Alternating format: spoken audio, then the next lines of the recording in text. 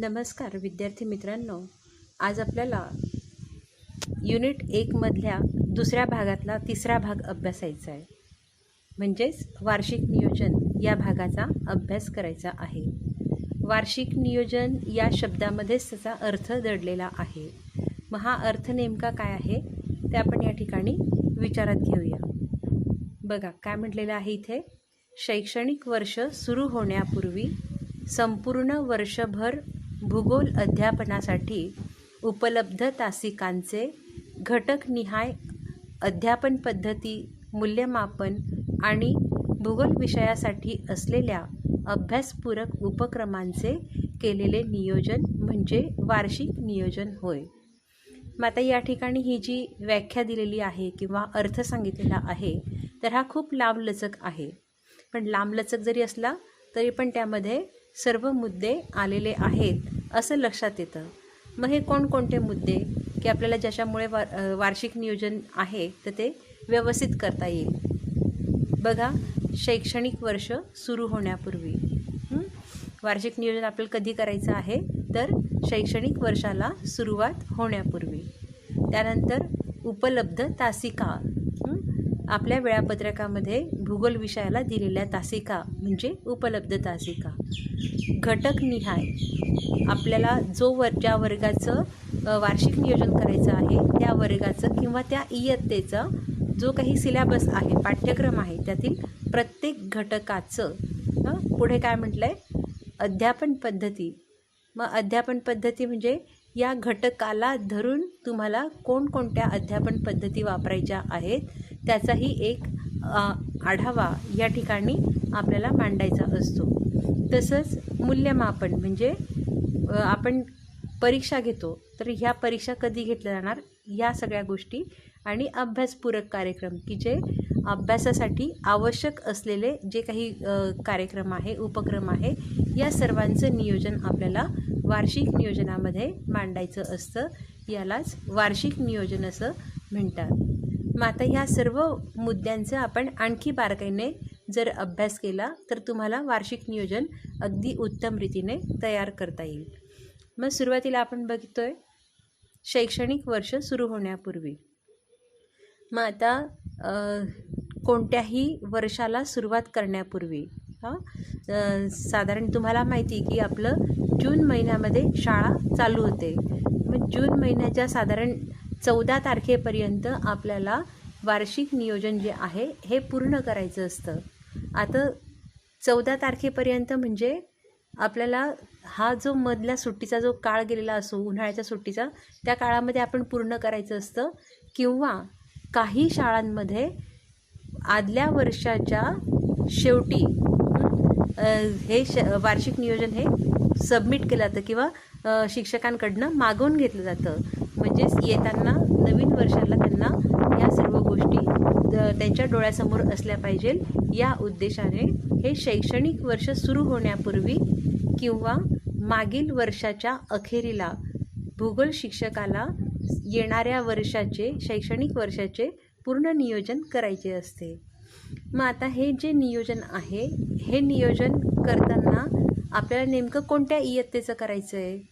आपल्याला ज्या भूगोल शिक्षकाला वेगवेगळे वर्ग वाटून दिलेले असतात. जसं एखादी शिक्षक जो असतो त्याला 9वी 10वीचे वर्ग दिलेले असतात किंवा काही शिक्षक असे असतात की त्यांना 5वी ते 7वीचे वर्ग दिलेले असतात. मग यापैकी नेमक्या कोणत्या वर्गाचं त्याला वार्षिक नियोजन करायचं आहे तर ते नियोजन करण्यापूर्वी त्या संबंधित वर्गाचे जे काही पाठ्यपुस्तक आहे तर त्या पाठ्यपुस्तकामध्ये शिक्षकांसाठी मार्गदर्शन एक पान दिलेलं असतं. तर त्या पानाचंही यामध्ये आपल्याला वाचन करायचं आहे. काय या ठिकाणी लक्षात आलं की एकतर आपल्याला शैक्षणिक वर्ष सुरू होण्यापूर्वीच हे वार्षिक नियोजन पूर्ण करायचं आहे. तसंच दुसरी गोष्ट की वार्षिक नियोजन करताना आपल्याला पाठ्यपुस्तकामध्ये शिक्षकांसाठी जे काही मार्गदर्शन पेज दिलेलं असेल तर त्याचाही इथे आपल्याला बारकाईने विचार करायचा आहे. मग आता ह्या पानावरती आपलं असं काय असतं की शिक्षकाला वार्षिक नियोजनामध्ये त्याचा अभ्यास करायचा असतो. तर एकंदरीत संपूर्ण वर्षभर शिक्षकाला आणि विद्यार्थ्यांना देखील हे जे पाठ्यपुस्तक आहे तर हे हाताळायचं असतं. मग या पाठ्यपुस्तकाचा अभ्यास कसा करायचा, किंवा मग आणखी या पाठ्यपुस्तकामध्ये नेमक्या कोणकोणत्या गोष्टी दिलेल्या आहेत की त्या जास्तीच्या अभ्यासाच्या आहेत, किंवा मग आणखी काही मागच्या भागामध्ये पण जे पाठ्यपुस्तकाच्या शेवटसुद्धा काही परिशिष्ट दिलेले असतात, तर त्यामध्ये सुद्धा आपल्याला बरीचशी माहिती उपलब्ध होत असते. आणि म्हणून वार्षिक नियोजन करताना शिक्षकाने अगदी पहिल्या पानापासून तर शेवटच्या पानापर्यंत पाठ्यपुस्तकाचं अवलोकन करायचं आहे. तर या दृष्टिकोनातनं हे जे काही पहिलं पान आहे तर हे खूप महत्त्वाचं असतं, आणि म्हणून वार्षिक नियोजन करण्यापूर्वी त्याचंही एक अभ्यास शिक्षकाने करणं गरजेचं असतं. दुसरा भाग काय होता, तर उपलब्ध तासिका आणि अपेक्षित तासिका. मग इथे तासिका तुम्हाला माहिती आहे, पण ह्या तासिका 2 प्रकारच्या इथे मांडलेल्या आहेत, उपलब्ध तासिका आणि अपेक्षित तासिका. मग आता उपलब्ध तासिका कोणत्या, तर आपल्याला वेळापत्रकामध्ये तासिका दिलेल्या असतात. संपूर्ण वर्षभरामध्ये भूगोल या विषयाला किती तासिका उपलब्ध होणार आहे याचं गणित शिक्षकाला मांडायचं असतं. उदाहरणार्थ, जर एका आठवड्याच्या वेळापत्रकामध्ये साधारण 3 तासिका जर भूगोल विषयासाठी दिलेल्या असतील, तर संपूर्ण वर्षभरामध्ये किती आठवडे येतात त्याचा अंदाज करायचा आहे, आणि त्या अंदाजावरून उपलब्ध तासिका आपल्याला काढायच्या आहेत. मग ह्या ज्या काही उपलब्ध तासिका आहेत तर ह्या काढतानासुद्धा आपल्याला सुट्ट्यांचा विचार करायचा आहे, की यामध्ये एकूण किती सुट्ट्या येतात, संपूर्ण वर्षभरामध्ये कोणकोणत्या सुट्ट्या आहेत, किंवा मग आपल्या परीक्षा नेमक्या कधी असतात, त्या परीक्षांचेही दिवस आपल्याला गाळायचे असतात. आणखी आपण काही जर सहल नेणार असू तर ती सहल साधारण किती दिवसांची असते, त्यामधल्याही आपल्या वेळापत्रकातल्या ज्या तासिका आहेत तर ह्या वजा होत असतात. आणि म्हणूनच संपूर्ण वर्षभराचं जे काही कॅलेंडर आहे शाळेचं, तर ते लक्षात घेऊन आपल्याला भूगोल विषयासाठी एकूण उपलब्ध तासिका किती असतील याचा विचार ह्या ठिकाणी अपेक्षित आहे. या ठिकाणी म्हणजे कुठे, तर वार्षिक नियोजन करताना. मग इथे एक करायचं आहे की ज्यावेळी तुम्ही वार्षिक नियोजन कराल त्यावेळी संबंधित वर्गाला किती तासिकांचं वाटप झालेलं आहे याचा विचार करायचा आहे, आणि एकूण आठवडे किती येतात, संपूर्ण वर्षभरामध्ये एकूण आठवडे किती येतात. मग संपूर्ण वर्षभर म्हणजे मग काय झालं, जून ते एप्रिल, साधारण एप्रिलच्या पहिल्या 15 दिवसांपर्यंत आपलं हे शैक्षणिक वर्ष असतं.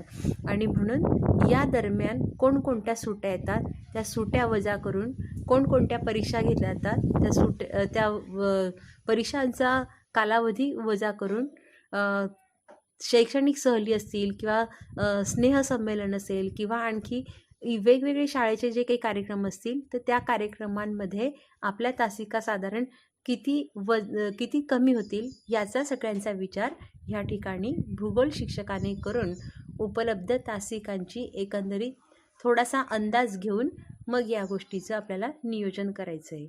मग आता अपेक्षित तासिका म्हटलं इथे दुसरं. मग अपेक्षित तासिका काय आहे, तर पाठ्यपुस्तकामध्ये प्रत्येक घटकासाठी किती तासिका अपेक्षित आहेत म्हणजे अध्यापनासाठी, तर त्याचंही इथे मांडणी केलेली आहे.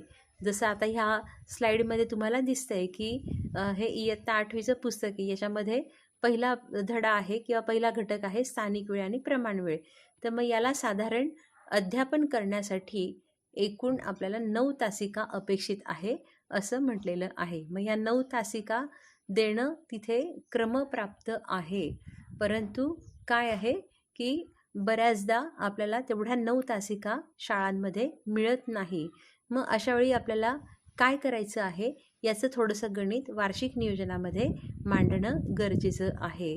तर एकंदरीत या ठिकाणी आपल्याला असं दिसतं आहे की प्रत्येक याला साधारण 9 ते 10 अशा तासिका अपेक्षित केलेल्या आहे. हे इयत्ता 8वीचं पाठ्यपुस्तक आहे.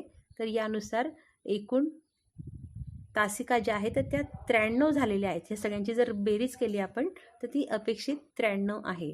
तर मग आपल्याला उपलब्ध तासिका ह्या 93 आहेत का किंवा 90च्या जवळपास आहेत का हे विचार ह्या गोष्टींचा विचार या ठिकाणी अपेक्षित आहे.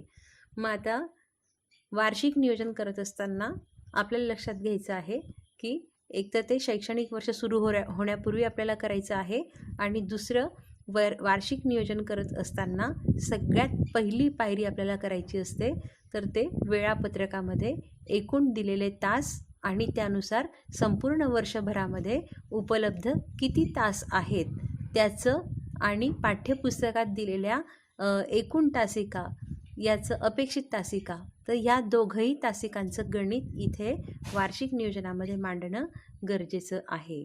मग आता पुढचा भाग काय आहे तर आपल्याला घटक निहाय ह्या तासिकांचं वाटप करायचं आहे.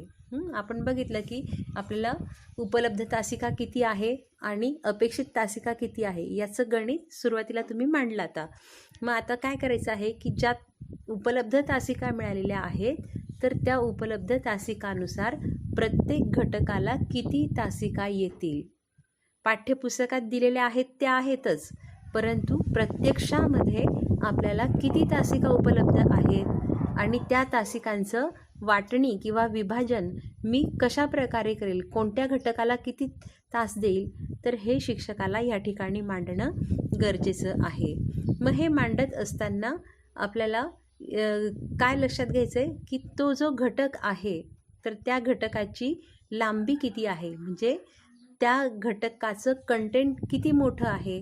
जर एखादी धडा जो आहे हा 7 ते 8 पानांचा आहे आणि त्याला जर तुम्ही 3-4 तास दिले आणि दुसरा जो धडा आहे तर हा फक्त काहीतरी एक 3-4 पानांचा आहे आणि त्याला जर तुम्ही 5-6 तास दिले तर इथे हे गणित चुकेल. म्हणून फक्त केवळ अनुक्रमणिका पाहून तिथे तासांची मांडणी करायची नाही आहे. तर आपल्याला काय करायचं आहे तर प्रत्यक्ष पाठ्यपुस्तकामध्ये तो धडा किती काळात आपण पूर्ण करू शकतो त्या सर्व तासिका इथे लक्षात घेणं गरजेचं आहे.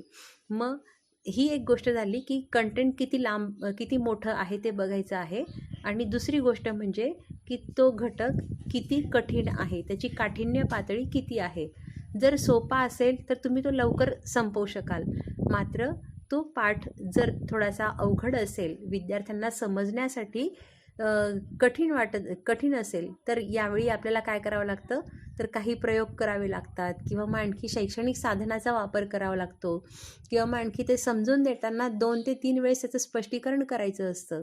तर एकंदरीत अशा रीतीने आपल्याला या सर्व गोष्टी या अपेक्षित तासिका आणि उपलब्ध तासिकांच्या याच्यामध्ये लक्षात घ्यायच्या असतात की जर मला एवढ्या उपलब्ध तासिका आहेत तर या घटकासाठी इतक्याच तासिका मला इथे वापरणं गरजेचं आहे. दुसरं म्हणजे अजून शैक्षणिक साधनं. मग शैक्षणिक साधनं जे आहेत तर हे शैक्षणिक साधनंसुद्धा आपल्याला घटकानुसार वाटायचे आहेत. कोणकोणत्या घटकासाठी कुठलं शैक्षणिक साहित्य असेल तर त्याचाही वापर करायचा आहे. मग हे जे काही अध्यापन आहे तर हे जर आपल्याला प्रभावी करायचं असेल तर त्यानुसार त्यासाठी आपल्याला अनुरूप असं शैक्षणिक साधनाचाही विचार वार्षिक नियोजनामध्ये करायचा आहे.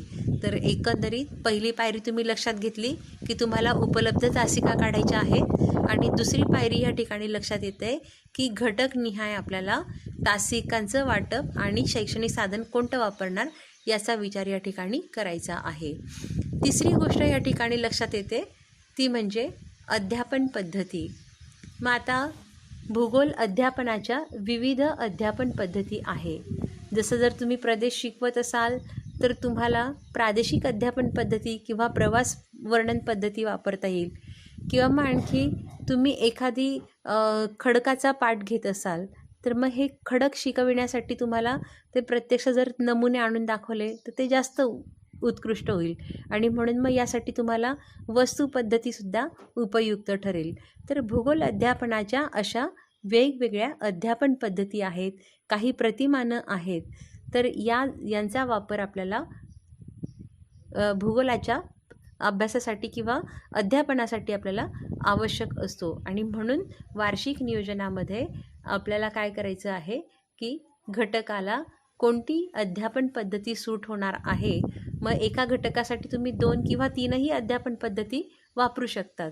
तर त्यापैकी तुम्ही कोणकोणत्या अध्यापन पद्धती वापरणार आहात तर त्याचंही आरेखन या वार्षिक नियोजनामध्ये जर केलं तर ते अतिसूक्ष्म आणि उत्तम प्रकारे असेल असं या ठिकाणी आपल्याला लक्षात येतं.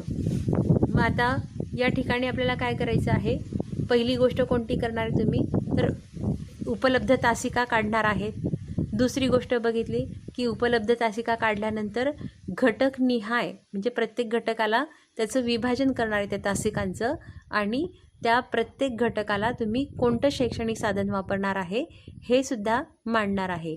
तिसरी गोष्ट त्याच्यामध्ये आणखी काय ॲड झाली तर त्या घटकाला धरून तुम्ही कोणती अध्यापन पद्धती वापरणार आहात हे तुम्हाला मांडायचं आहे. तर हे झालं तुम्हाला अध्यापनाच्या संदर्भामध्ये वार्षिक नियोजनामध्ये कोणकोणत्या गोष्टी मांडायच्या. आता पुढची गोष्ट आहे मूल्यमापन. मग वार्षिक नियोजनामध्ये आपल्याला मूल्यमापनाचाही विचार करायचा असतो. मग हे जे काही मूल्यमापन आहे तर या मूल्यमापनासाठी आपण लेखी परीक्षा, तोंडी परीक्षा आणि प्रात्यक्षिक परीक्षा या 3ही परीक्षांचं आयोजन करत असतो भूगोल विषयासाठी. आणि म्हणून संपूर्ण वर्षभर आपण परीक्षांचं नियोजन कसं करणार आहोत त्याचंही आरेखन या ठिकाणी मांडणं गरजेचं आहे. जसं 2 घटक पूर्ण झाल्यानंतर जर तुम्ही घटक चाचणी घेणार असाल तर तुमच्या वार्षिक नियोजनामध्ये त्या 2 घटकांनंतर तिथे घटक चाचणीचा रकाना सुटला पाहिजे. मगच नंतर तिसरा घटक तुम्हाला मांडायचा आहे. मग तिसरा आणि चौथा घटक पूर्ण शिकवून झाल्यानंतर जर तुम्हाला पुन्हा परीक्षा घ्यायची असेल, घटक चाचणी घ्यायची असेल तर मग पुन्हा काय करावं लागेल की तिसरा आणि चौथा घटक झाल्यानंतर म्हणजे वार्षिक नियोजनामध्ये त्याची मांडणी झाल्यानंतर मग खाली त्याच्या घटक चाचणी क्रमांक 2 असं मांडावं लागेल. आणि मग नंतर पुन्हा आणखी साधारण एक प्रकरण तुमचं झाल्यानंतर जर 6माही परीक्षा लागत असेल किंवा तिथे सत्र तुमचं संपत असेल पहिलं तर मग त्याच्यानंतर येतं आहे तुमचं प्रथम सत्र परीक्षा. तर अशा प्रकारे तुम्हाला वार्षिक नियोजन हे मांडायचं आहे. सुरुवातीला तुम्ही अध्यापन करणार आहे. मग अध्यापन करून झाल्यानंतर काही कालावधीनंतर परीक्षा घेणार आहेत. पुन्हा अध्यापन, पुन्हा परीक्षा. तर मग ह्या परीक्षा नेमक्या कुठे कुठे घेणार आहात तर हे वार्षिक नियोजनामध्ये आपल्याला स्पष्टपणे मांडता आलं पाहिजे. तर एकंदरीत वार्षिक नियोजनामध्ये ह्या सर्व गोष्टींचा विचार करायचा असतो. मग भूगोल शिक्षक म्हणून तुम्ही अध्यापन करणार आहातच, तसंच मूल्यमापनही करणं अगदी अनिवार्यच आहे ते. परंतु आता पुढची जी गोष्ट आहे ती ऐच्छिक असेल, ऐच्छिक जरी असली तरीसुद्धा ती खूप महत्त्वाची आहे आणि ती म्हणजे अभ्यासपूरक उपक्रम. मग आता अभ्यासपूरक उपक्रम हे जे आहेत तर हे नेमके कोणकोणते आहेत तर आपण भूगोल विषयासाठी जर लक्षात घेतलं तर भौगोलिक सहल आहे, क्षेत्रभेट आहे, प्रकल्प, प्रदर्शनं, प्रश्नमंजुषेचा कार्यक्रम किंवा भित्तिपत्रिका अशा अनेक प्रकारचे अभ्यासपूरक उपक्रम आपल्याला संपूर्ण वर्षभरामध्ये भूगोल विषयासाठी घेता येतात. मग यापैकी आपण नेमके कोणकोणते कार्यक्रम घेणार आहेत, त्याच्यासाठी आपल्याला किती तासिका लागणार आहेत किंवा मग आपण नेमकं कधी घेणार आहोत या सगळ्यांचं नियोजन वार्षिक नियोजनामध्ये असणं गरजेचं आहे. मग आता ह्या ठिकाणी काय लक्षात येते की भूगोल शिक्षकाला वर्ष सुरू होण्यापूर्वी ह्या सर्व पायऱ्यांचा विचार करायचा असतो की पुढच्या वर्षामध्ये मला हळूहळू एक एक पायरी पुढे कसं पुढे जायचं आहे. आणि पुढे जात असताना हे पाठ्यपुस्तक किंवा पाठ्यपुस्तकातला दिलेला जो काही पाठ्यक्रम आहे हा पूर्ण करत असताना परीक्षा असेल किंवा अभ्यासपूरक कार्यक्रम आहे हे मला कशा प्रकारे करायचे आहेत याचं सगळं एक चित्र डोळ्यासमोर आलं यावं यासाठी आपल्याला वार्षिक नियोजन हे पूर्ण करणं गरजेचं आहे. तर एकंदरीत वार्षिक नियोजन हा प्रत्येक शिक्षकाचा अविभाज्य भाग आहे. ज्याप्रमाणे तुम्ही अध्यापन करतात, जसं म्हटलं आपण म्हणतो की शिक्षकाचं काम काय आहे तर ज्ञानदान देणं. तर आता हे ज्ञानदानपेक्षा सुद्धा ह्या सगळ्या इतर ज्या गोष्टी आहेत तर ह्या महत्त्वाच्या. म्हणजे जसं शिक्षक म्हणजे ज्ञानदान, हे पूर्वीचं जे काही समीकरण होतं तसंच आता या सर्व गोष्टी आपल्याला अपेक्षित आहेत. आणि म्हणून वार्षिक नियोजन हे प्रत्येक शिक्षकाला तयार करावंच लागतं. आणि म्हणून जेव्हा तुम्ही शाळेत जाल त्यावेळी शाळेत गेल्यानंतर म्हणजे ज्यावेळी तुम्ही शिक्षक म्हणून रुजू व्हाल तर त्यावेळी असं वाटलं नको पाहिजे की हे वार्षिक नियोजन काय आहे, आम्हाला माहीतच नाही. तर ह्या निमित्ताने आपल्या सिलेबसमध्ये भूगोल शिक्षकाच्या प्रशिक्षण घेणाऱ्या विद्यार्थ्यांना त्याची माहिती व्हावी किंवा त्याचं ज्ञान प्राप्त व्हावं म्हणून वार्षिक नियोजनाचा भाग दिलेला आहे. तर तो भाग तुम्ही प्रत्यक्ष ज्यावेळी करून बघाल त्यावेळी तुम्हाला तो लक्षात येईल. आणि म्हणून त्याचं प्रात्यक्षिक कार्यही तुम्हाला पूर्ण करायचं आहे.